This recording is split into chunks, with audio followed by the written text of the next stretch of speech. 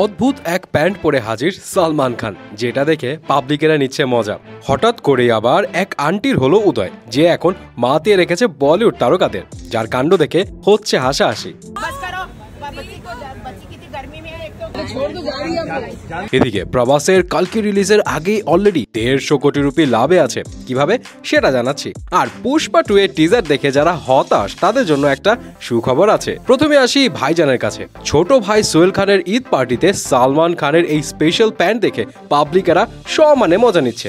অনেকের প্রশ্ন, ঈদ পার্টিতে এরকম অদ্ভুত একটা প্যান্ট পরে ভাইজান কি বুঝে এলেন? কেউ কেউ আবার বলছে ভাইজান অতিরিক্ত সোয়াগের ঠালায় রণবীর সিং এর প্যান্ট খুলে নিয়ে এসেছে। আর ভাইজানের 100% লয়াল ফ্যান্সরা এই প্যান্ট দেখে খুবই হতাশ। ভাইজানকে এমন প্যান্টে দেখবেন আশাই নাকি করেননি। যাই হোক, তবে ভাইজানের এই প্যান্ট কিন্তু famous American brand rack and বোনের, তো দামটাও কিন্তু পুরো 50,000 রুপি। সো মজা নিলেও এই প্যান্ট কিনে পড়তে কিন্তু পারবেন না। এবার আসি সেই নতুন আন্টির কাছে। হঠাৎ করে এক আন্টি হলো ভাইরাল, যিনি কিনা কোনো তারকাকেই ছাড় দিলেন না। গতকাল যাকেই পেয়েছেন তার সাথে সেলফি তুলেছেন। কার্তিক আরিয়ান, শ্রেয়া শারন, মৃণাল ঠাকুর, মনি রায় সবার সাথে তার ভিডিও ভাইরাল। স্পেশালি তার কিছু কাণ্ড নিয়ে হচ্ছে হাসাহাসিও। প্রথমে মৃণাল ঠাকুরের সাথে ছবি তুলতে এসেছেন। বিষয়টা সবাই খুবই স্বাভাবিকভাবে নিয়েছেন। অনেকে বলছে, বাহ মৃণাল কত সুইট, সময় নিয়ে আন্টির সাথে ছবি তুললো। কিন্তু একটু পরে দেখা যায় আবার সেই আন্টি ছবি তুলতে এসেছে শ্রেয়া শারনের সাথে, এবং সেখানে শ্রেয়াকে মনে হলো একটু পচিয়েই দিলেন।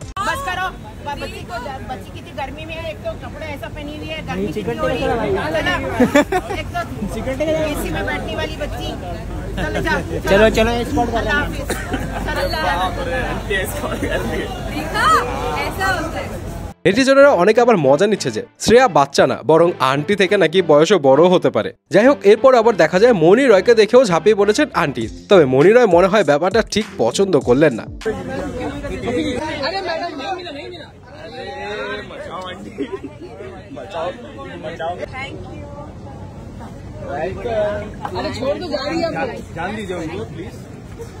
তবে কার্তিক আরিয়ানের সাথে কিন্তু আন্টি বেশ ভদ্রভাবে একটা ছবি তুললেন, দুজনই হাসি মুখে বিদায়ও নিলেন। এদিকে আবার প্রভাসের কালকি রিলিজের আগেই হুলস্থুল কাণ্ড বাঁধিয়ে বসেছে।